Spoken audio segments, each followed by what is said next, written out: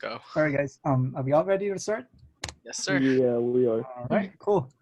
So, I don't know what you guys think, but please jump in. From what I get of reading this paper is basically the main topic of this paper is to basically propose conservation solutions to this endangered species of Australian mammals. And in the paper, before starting his research, these author or researcher right here, um, as we can see, the three of them. I don't know if you guys want to jump in who they are and what they do specifically.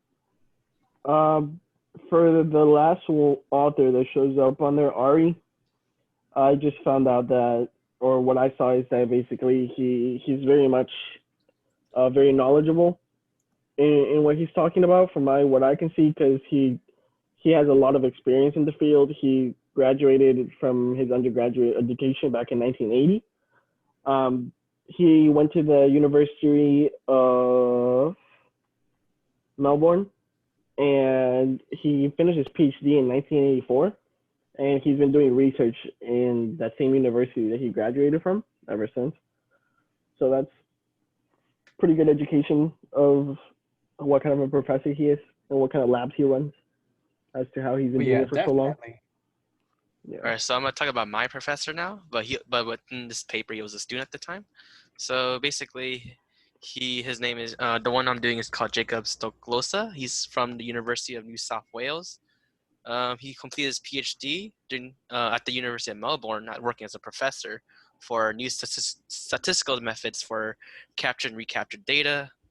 And he also worked on many papers that includes ecology, like model-based thinking for community ecology. And another paper would be like genetic rescue increases fitness and aids rapid recovery of endangered species, and so on. Definitely, yeah. That's what I got too. And one more thing to add on to all these researchers right here is that one thing that they have in common is that they all are interested in genetic rescues. And so therefore, this brings us to the main topic of this paper is against genetic rescues. And in this paper, conservation. Yeah, basically. And then these researcher right here, before they started their research, they also criticized that some conservations that we are doing right now in order to save this species are actually harming the species right now. It's because of they call genetic drift. And we'll get into that later. But that's how they see it. And they think that the conservation strategy that we're doing right now is not helping at all. Yes. And so, yeah, they're proposing their ideas. And I don't know if you guys want to jump in and describe the ideas. It's pretty important. It's pretty important that they go over this, because I feel like every researcher or a lot of scientists often say we have to preserve endangered species, but no one proposes how. Yeah, because let's do it, but no one ever says like how exactly is the best way to go about it. They just say let's do it. And then, mostly because we just mainly we do conservation for species. It causes inbreeding, right? Inbreeding includes like a loss of like genetic variation. Mm-hmm. That's why like it leads to extinction, like something like that. Yeah, so that's why I really like this paper, because they say, okay, there's a problem with the strategy that we're doing right now, and this is the problem, okay? And here's the solution to that. And they also propose why they think it's better than the solution that we're having right now as well. Yep. Were we supposed to talk about the first one too? The first author? Yeah, that's all right. I think we kind of like conclude everybody there, just how they all have the same interest. Yeah, they all went to the same university. And oh, okay. Yeah, because there's like nothing really about him online. Yeah, there's a couple things. There's all went to Melbourne, that's all. Yeah, that's the only thing I was able to find about him. Yeah. I mean, if you start a Google Scholar, you can find some like papers about him though. Oh yeah. All right, guys. Should we hop on to the background? Sure. Yeah. Yeah. So just a little bit about the background. As we mentioned earlier, this paper stresses a lot about conserving genetic DNA of the species or the endangered species right here. And from what I get, the main question that they're asking in this paper is there a relationship between population uniqueness and genetic diversity? And if so, how does that affect conservations, or, is it positively affect, negatively affects, or neutrally affects? And that's how I see it, and that's how I think that is the main question of this paper. What do you guys think? Yeah, I think that first circle that you circle right there pretty much is the main thing right there. The very first circle is the heart of the research, basically. Yeah. And then other than that, I mean, that's pretty much the most important background. Yeah, and also in relation to class too, we learned that genetic drift heavily affects smaller populations than larger populations too. Oh, definitely, yeah. For sure. Yeah, I agree. All right, and then go ahead.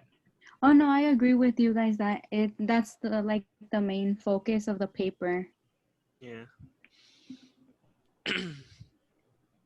And then is it here in the methods that they mentioned how exactly they were gonna test out how they were gonna carry out the test? Because I mean, out of background, that's pretty much. Go ahead. Sorry. Go ahead, Pablo. Go ahead. Okay. I think that's pretty much all the most important thing about the background, because I think the most important thing is in the methods. Unless we have more to add on about the background. Oh yeah. Maybe we can add a little bit more. I don't know. Maybe it's not needed, but we can also add so as we mentioned earlier, they're looking at the relationship between population uniqueness and genetic diversity, right? Yep. And from what I find, there is this thing right here. So they use this HE and AR as a measure for the genetic diversity, and then they use FST as a measure for genetic uniqueness. So just keep that in mind when we're looking at the graphs. Yeah. All right. So, methods. So that's the method. Who wanna jump on that one? Oh, I can do it. So for the methods section of the paper, they mainly just focused on one set of data. So if you scroll down to table 1, Pine can scroll down to table 1. So basically, the whole method just basically summarizes methods 1, like what kind of species they're observing. They're all like also they also got data from the EBPC Act status, because those, and also another organization from IUCN status. So both those organizations just lists species as endangered or threatened or like not listed. And then the next section includes population uniqueness, just like specific ways in how to calculate population uniqueness. And then can you scroll up a bit? So basically, population uniqueness explains. Hold on. Trying to look. I think yeah, Jonathan brought it. We're talking about genetic population uniqueness, right, Jonathan? Yeah. So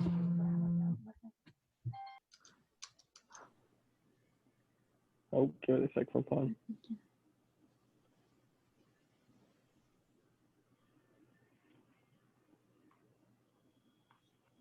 Oh yeah, so they may just explain the subspecies, ESUs, and MEUs. So subspecies, so the ESUs is called the what's it called?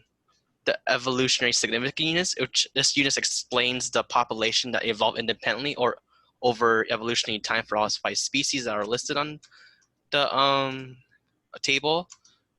And then the MEUs is the management unit, but the management unit just explains what's it called? It characterizes the unique population by factors such as like path to speciation, significant adaptive differentiation, or like significant genetic differentiation for all 5 species too. And then table also basically shows that there's no MEUs listed for the eastern beard bandicoot. Yeah, I think so too. So yeah, just to summarize the method of this paper is basically, they measure that population uniqueness, Mhm. as well as the genetic variation or genetic diversity. Genetic diversity, they're referring to the allelic richness, while we know what allelic richness is, and population uniqueness.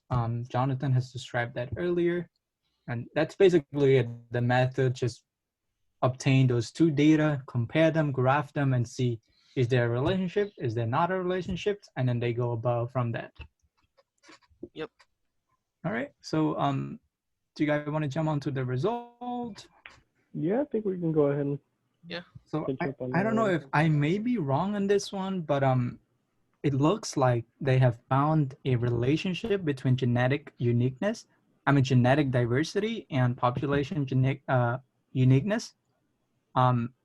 For example, the relationship found is that they both have a negative relationships. So meaning as one go up, the other goes down. Yeah, Yeah. So the yeah, negative, I think that yeah, yeah. That's pretty that much can the be biggest found here. takeaway from the graphs. If you go, yeah, so there you go. From the graphs, basically it's showing that the relationship between the FST and both variables, they both show a negative correlation. Which Yeah. I mean, it's not going to be discussed here yet as to what that means, but it's just like the biggest takeaway that the relationships Yeah. are basically negative between the two. And they also propose a reason to why they think that is the case, or why Yeah. there's a negative relationship, and one of which is genetic drift. And we learn about that genetic drift, just like Jonathan have said. Genetic drift, it's gonna affect smaller populations than a larger population, just because,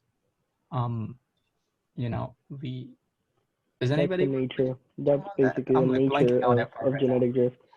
I mean, yeah, it's just genetic drift and pretty much any other type of evolution is gonna more heavily affect a smaller population rather than the bigger ones, just because of the smaller gene pool that exists in a smaller population. It can more heavily affect that type of population, which is why it's such an important thing to consider in endangered species, because there's already so many little individuals that it could heavily affect such a thing. So the alleles that they carry can just also be just be lost. Like they have a higher chance of that happening than in larger population. So that's kind of bring us back to the main, like to the beginning of this topic, which is these researchers stressing about people's conserving this animal, but they do it wrong, such that the population of these animals is so small, even though conservation is an effort right now, but these genetic drifts can help in a molecular level, and it just doesn't go well with the conservation techniques or strategy that they're doing. And this is why this guy or these researchers come up and be like, okay, we gotta change it, and we gotta come up with a new solutions to fix this problem. Yeah, and this kind of goes back to the same thing where a lot of people are always mentioning about species conservation, but there's never really been a true answer as to what's the best way to go about it. Yeah. So it's just a thing that's always thrown out there, and I mean, I think it's really important for people like these researchers to truly take a deep dive into how to correctly go about doing such a thing, or at least point out what's wrong or what's extremely wrong with current methods and how not to do something at least. Yeah. I think it's an important thing to mention. All right. Did you write anything specific on the discussion side of the thing? Do you have any kind of paragraph on the discussion? Yeah. I specifically note down the solution that they proposed, and we can discuss that later if you guys want. We'll go over that. But yeah. So just to remind us of this graph right here. So this is basically to show the negative relationship of the population uniqueness and genetic diversity. They have a negative relationship. One is up, the other one is down. Right. So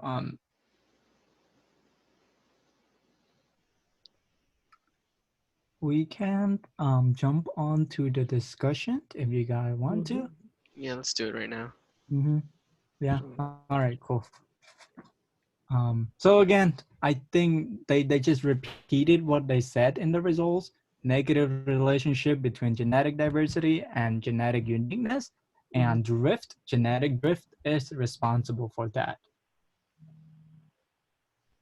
And then, mhm, And then, I mean, they also mentioned about how even though they only tested this with 5 endangered species, that they think this relationship can also apply widely because of how they examined the Australian Act of 1999. mhm, And then yeah, yeah. basically, I mean, that kind of just emphasizes the research a little bit more that this isn't just a coincidence with a few couple of endangered species that they tested. Mm-hmm. Yeah. Is there anything else that you guys want to add? Mm, Hmm. If not, we can look at their proposed solution. Um, yeah. yeah, as I started right here, the first one is basically they're saying that, all right, so the first thing that we can do to fix this problem is basically to have a way to identify which animals or which species have a high genetic proportions of the total gene pool, meaning um, it's like if we take a look at it at the genetic level, like the allelic level, we're like we need to conserve those animals, those species that made up like 90% of like a gene pool, for example, because if all of them are wiped out, then the 10% is useless basically. I don't know Yeah. if you guys get it. Yeah. Jump I in. mean, Yeah. they basically mentioned about how the focus of preserving a species needs to be more on the species level rather than thinking of them as a population as a whole.